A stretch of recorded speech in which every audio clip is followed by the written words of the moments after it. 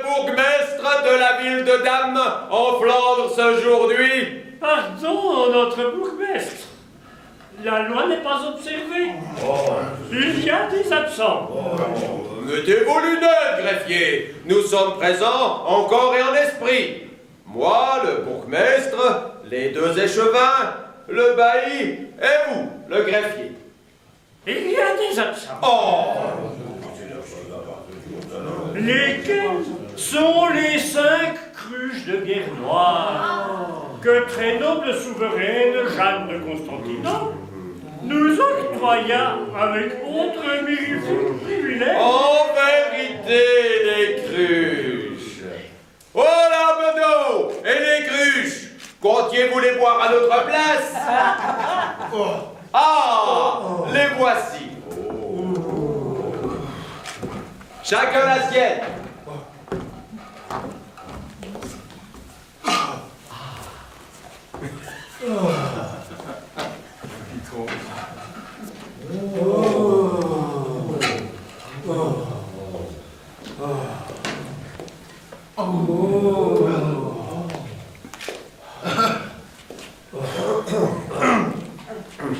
Et que cette bière patriale nous inspire de sages propos. Buvons! Buvons!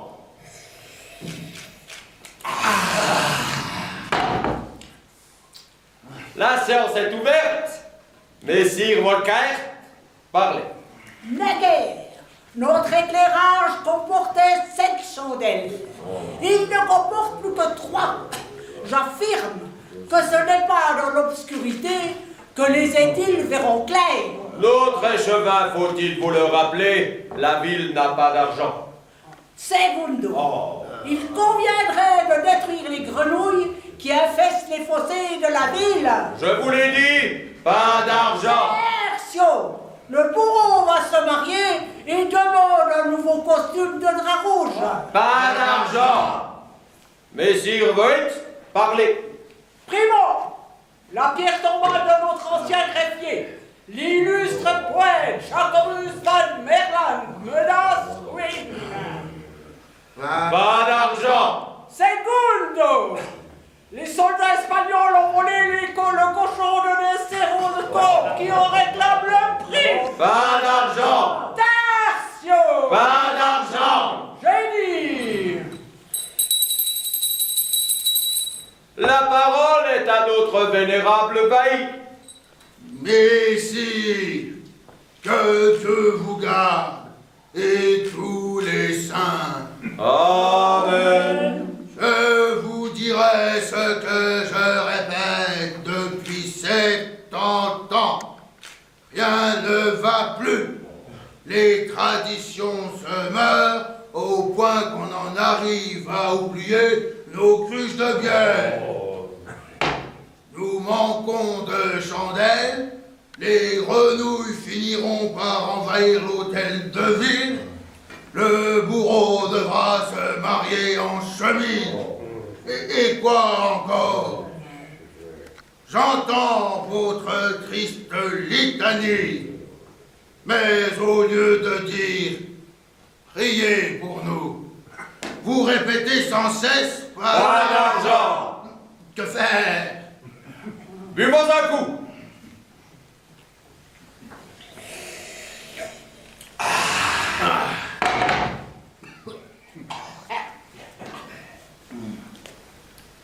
Quelle avance!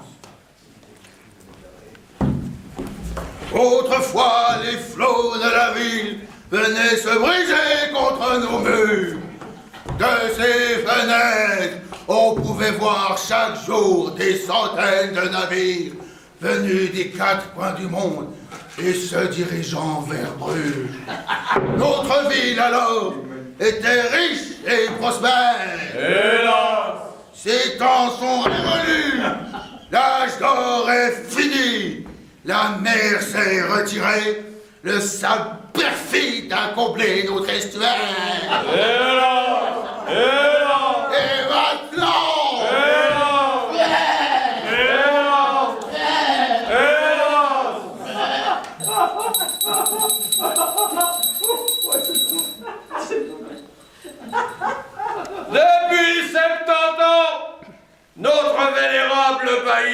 le même discours.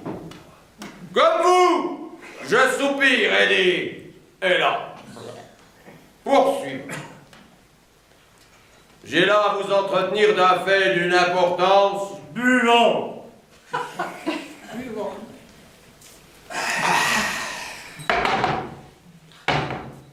S'en trouve-t-il parmi nous qui ont jamais entendu parler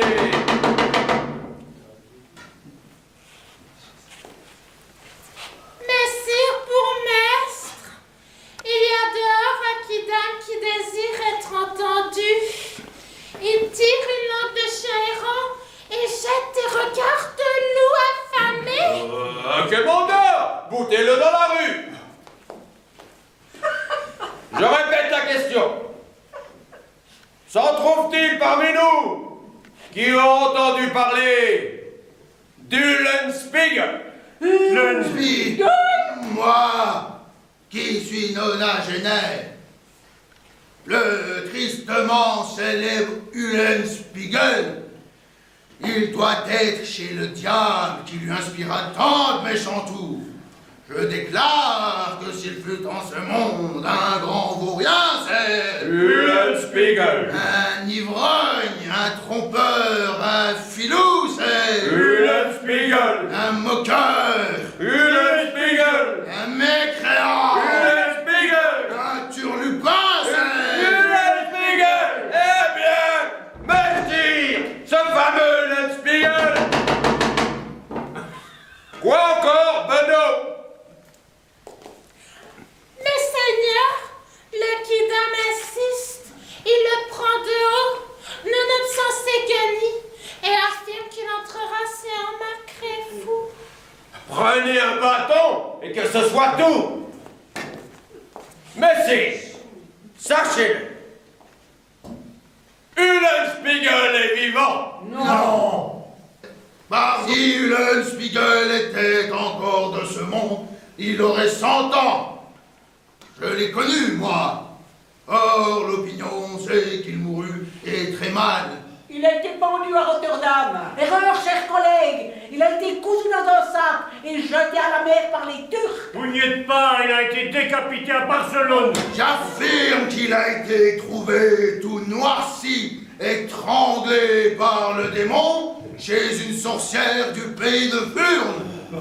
Comme on l'a imprimé dans un livre relatant ses impostures et farces.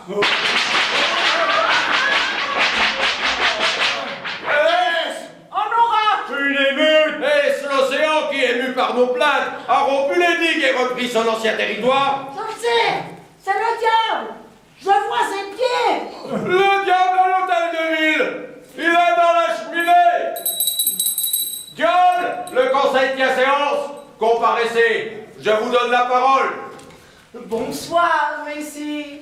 Je ne suis pas un diable, mais un chrétien, comme vous. Depuis quand entre-t-on par la cheminée? Depuis qu'il est défendu d'entrer par la porte. Mais qui êtes-vous, enfin?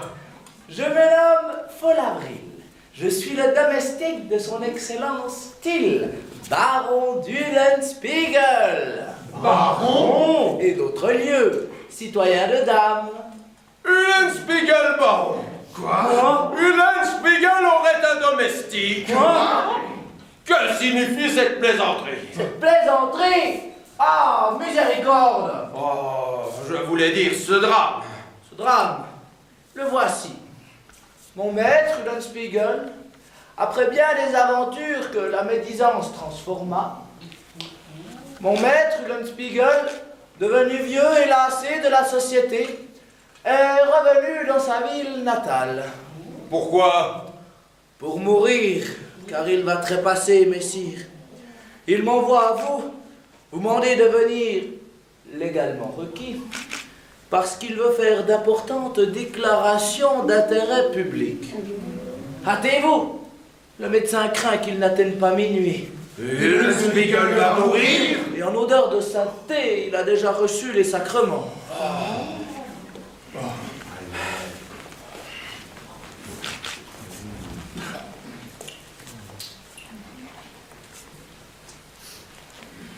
Messire, outre que nous sommes requis, Il nous faut répondre à l'appel d'un mourant. Bedeau, réveille le guet, qu'on allume les lanternes, que le tambour nous précède. Minute! Ne craignez-vous pas que ce maître farceur... Mon cher bailli, un farceur arrivé à l'article de sa mort Une articulo mortis? ne pense plus qu'à se faire pardonner ses farces. Faisons notre devoir.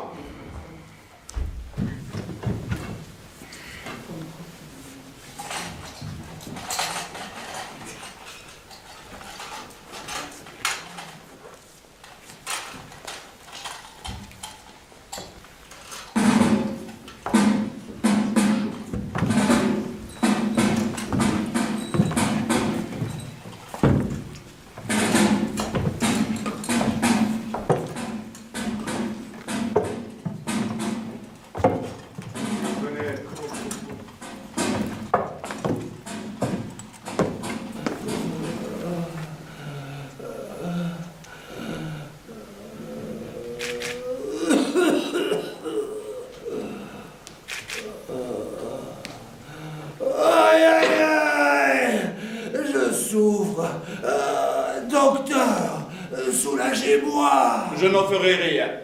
Aïe, aïe, aïe, je vais mal, docteur, très mal. Je suis une misérable lueur sur laquelle souffle un vent glacé. Cela m'est. Et c'est pour assister à votre extinction qu'on me fait venir. Moi, le savantissime docteur Chloribus. En pleine nuit, par le canal de Bruges. Et c'est vous qui m'appelez. Un vermineux gisant sur un grabat dans une sorte d'écurie. Qui me paiera? Avez-vous quelque chose qu'on puisse vendre? Rien qu'une paillasse et un coffre vermoulu. Aïe, aïe, aïe. Oi, oi, oi. Il va crever. Bravo. Encore. Vous avez trop bu. Mon ventre. Trop mangé. Mon bras. Trop peu travaillé. Ma jambe. Trop couru les mauvais lieux. Ma tête. Trop réfléchi aux moyens de moquer les gens et de vivre sans rien faire. Je vois ce que vous êtes. Un vieil histrion. Et vous voudriez être traité comme un honnête homme. Docteur, que n'avez-vous appris la charité en même temps que la médecine? Je vous attendrai dans l'autre monde, et avec la permission de Dieu, je vous soignerai à mon tour. Plaît-il? Il ose menacer. Oh, je vais vous soigner, mon ami. Votre sang va circuler comme ceci. Ah! Oh!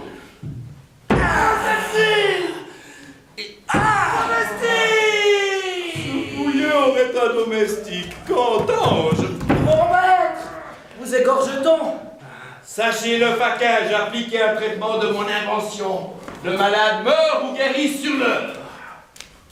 Êtes-vous mort ou guéri? Cher patient. Je suis blême, mais la mort viendra. Soyez sans crainte, même sans vos soins. Et toi, mon serviteur bien-aimé, as-tu alerté les échevins? Ils accourent, mon pauvre maître. Amène-t-il le notaire? Suivant vos ordres, le notaire Penning. Un notaire? Et pourquoi faire?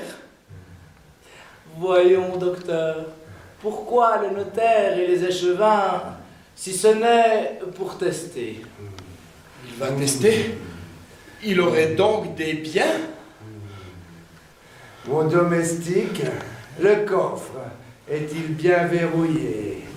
Les scellés tiennent-ils? Voyez, mon maître. Me suis-je abusé? Cher malade, j'ai été un peu brutal. Je suis assis quand on me dérange la nuit. Maintenant que je suis éveillé, je vais vous traiter selon ma science. Et me rompre les membres. Voyons, cher ami, votre gorge, J'ai trop bu, votre estomac, trop mangé. Vos bras, trop peu travaillés. Vos jambes, trop couru les mauvais lieux. Votre tête, trop pensé aux moyens de moquer le monde et de vivre et de m'enrichir sans rien faire. Ma grande douleur est de n'être pas devenu médecin. Docteur, baillez-moi quelques réconforts.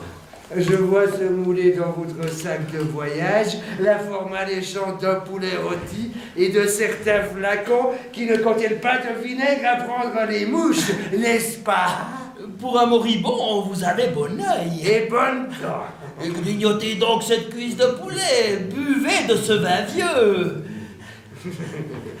Et grâce vous soit rendue. Il va mieux. Remplissez sa gorge, domestique. Mangez cette autre cuisse, Eulenspiegel. N'avez-vous pas besoin de force pour dicter votre testament? Il sera bien fait. Encore une rasade.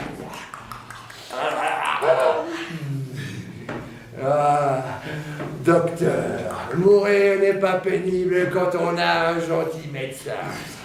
Encore une rasade.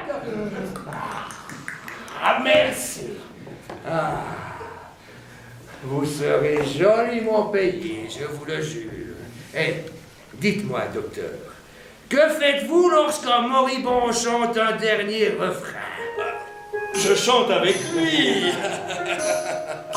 Vienne mon vainqueur d'ici, les bouteilles ne sont pas vides, dissimulent la folie vide. Découvre-le, si j'y suis, ne reviens que l'année prochaine. Si tu croisais le médecin, mais lui semblait dans le purin, trop grosse encore et marpedée. La la la la la la la la la la la. Taisez-vous! Ils arrivent, enfin. Il est temps. Vous avez l'œil vague, les joues rouges et la langue pâteuse. Buvez vite un dernier coup.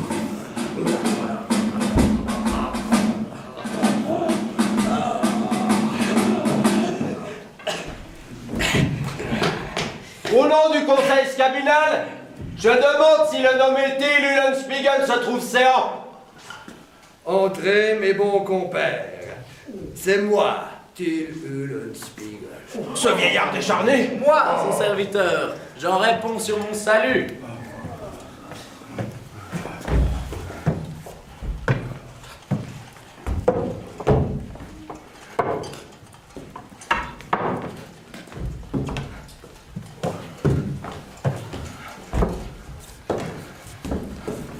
Plaçons-nous, collègues. Les échevins et le bedeau, entourez le malade. Avancez, loyal notaire. Notre cœur était pris de pitié. Mais encore faudrait-il savoir pourquoi l'on nous requiert la nuit, en grand appareil, dans cette demeure sordide, où gît visiblement un homme déshérité du sort. Ne vous fiez pas à l'apparence, cher bourgmestre.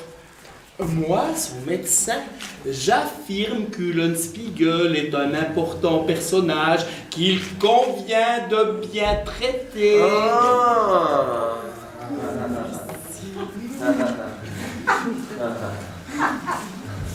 Till Eulenspiegel, la ville de Dame se réjouit de vous revoir au pays natal. En dépit du bruit souvent fâcheux de votre renommée, notre estime vous est restée acquise. Et c'est avec déférence que nous vous écoutons. À vous tous, merci. Je veux faire une confession publique devant que de dicter mes volontés dernières.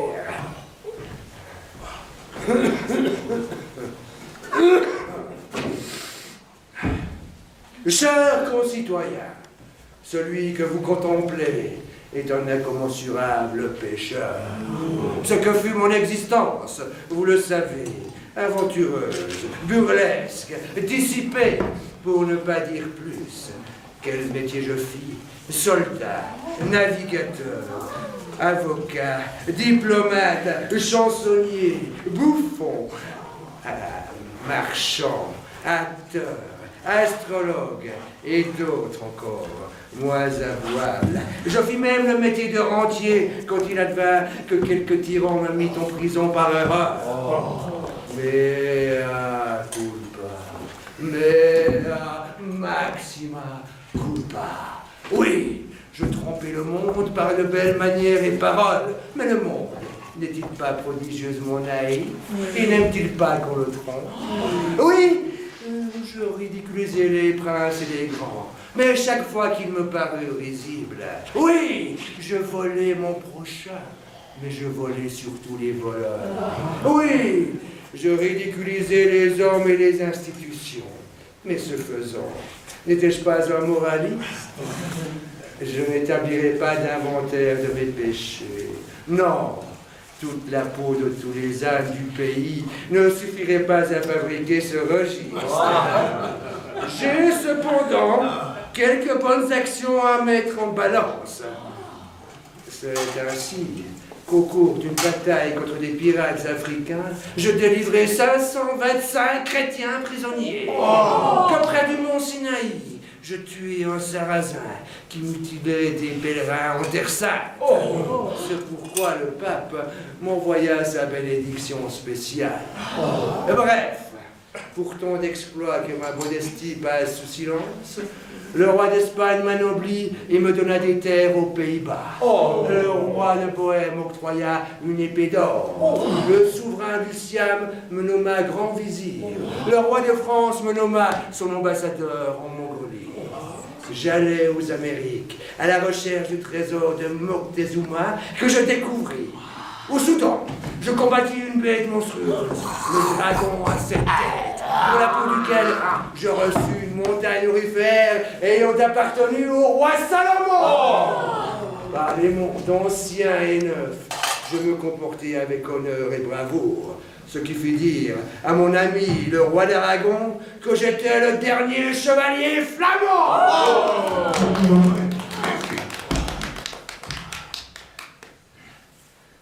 Et me voici, vieux, usé, riche, sombré, et il me faut mourir. Mais Dieu a voulu que je mourûsse à Dame, où je naquis. Il a exaucé le pécheur, montrant par là qu'il ne tenait pas rancune.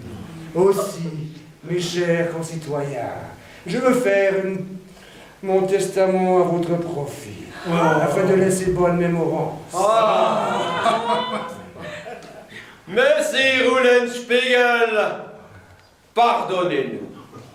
Nous ignorions votre existence héroïque. Le sang qui coule dans vos veines n'a pas menti. Et la ville de Dame s'honorera de conserver vos restes. Soyez en paix. Vos grandes actions seront proclamées. Vos titres et mérites seront gravés par nos soins sur votre pierre tumulaire. Avancez, maître Pinionink. Le noble Eulenspiegel va tester.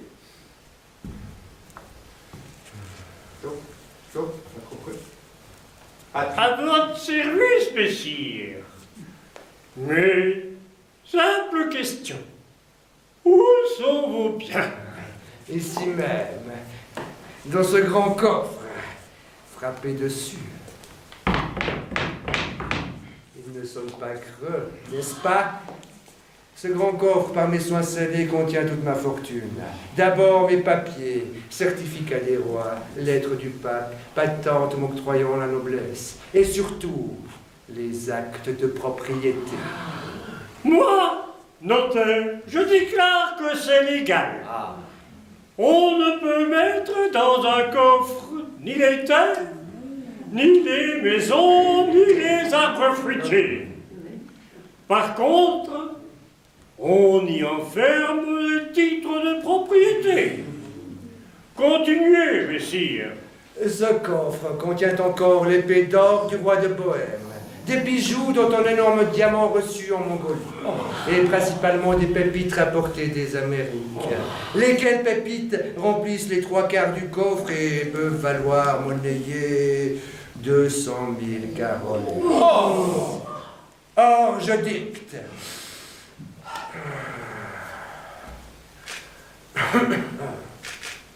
Nous, Till, baron d'Ulenspiegel, Grande Espagne, je lègue à la ville de Dame les revenus de mes seigneuries, à savoir les villages de Marum, Conjum, Gelzum, Saint-Émium, Tramlum, si près de Bilbiou. À charge pour elle de m'enterrer avec pompe, musique et clergé au pied de la tour de Notre-Dame. Je lègue aux membres du conseil 100 carolis. À la ville de Dame, 100 000 florins pour commémorer une kermesse annuelle en ma mémoire. À chaque habitant, 10 livres tournois et un jambon à manger le jour de mon anniversaire. Je lègue mon épée d'or à mon cher médecin, docteur Chlorébus, qui me fit si bien mourir. Quant au reste, je le lègue aux églises et hospices, sous condition de prier pour moi à perpétuité. C'est tout. Maître, et moi, votre domestique? Toi, je te lègue mon grabat et mon vieil habit, avec obligation d'arracher l'herbe qui grandira sur ma tombe.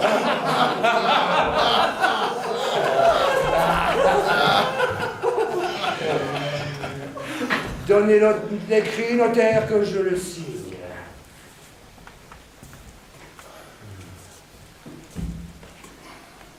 Mais j'ordonne qu'on n'ouvre pas le corps devant que de m'avoir enterré, et que l'on enterre en présence du peuple. La plume. Merci. Et je signe. Till Ulenspiegel. Cher Ulenspiegel, au nom de la ville de Dame et de... Taisez-vous, bourgmestre. Il a trop parlé. Il va mourir. Oui, adieu. La comédie est terminée. Je suis content de ne pas apercevoir les cornes du diable. Adieu. Je vois les anges du ciel flamand qui me font signe. Jean et mes jolis anges. Ainsi soit-il.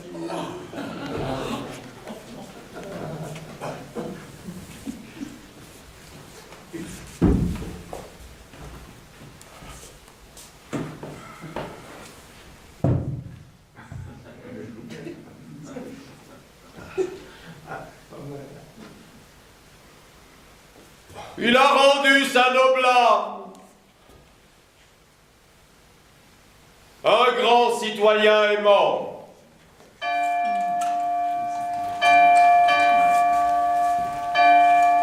Vir admirabilis.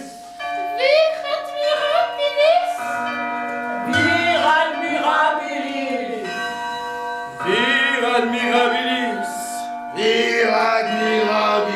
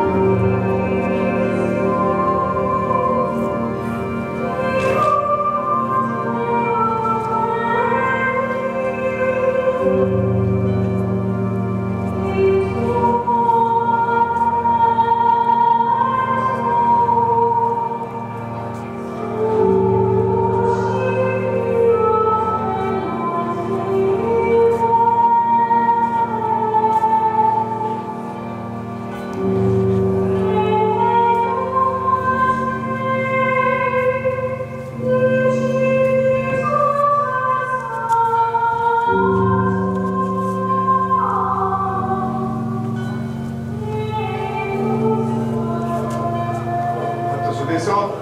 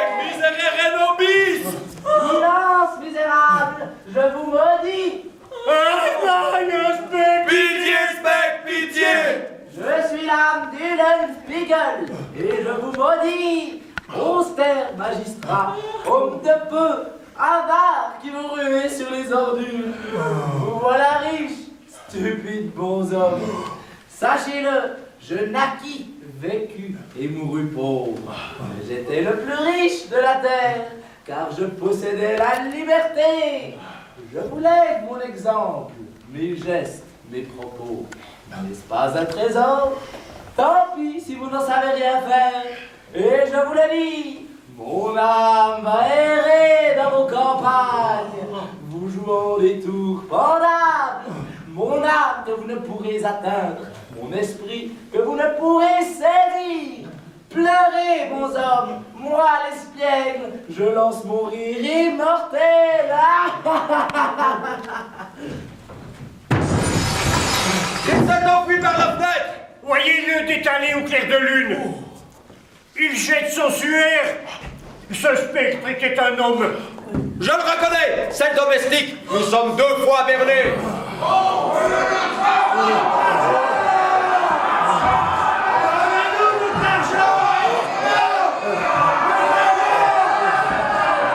Défendons-nous. Avec quoi? Avec notre héritage. Jetons ces pavés.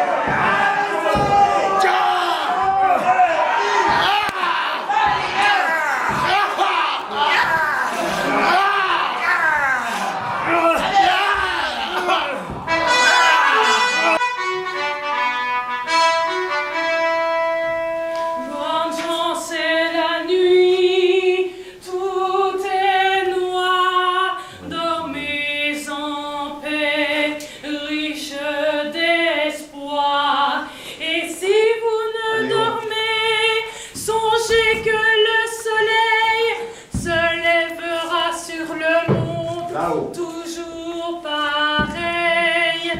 Un petit souffle.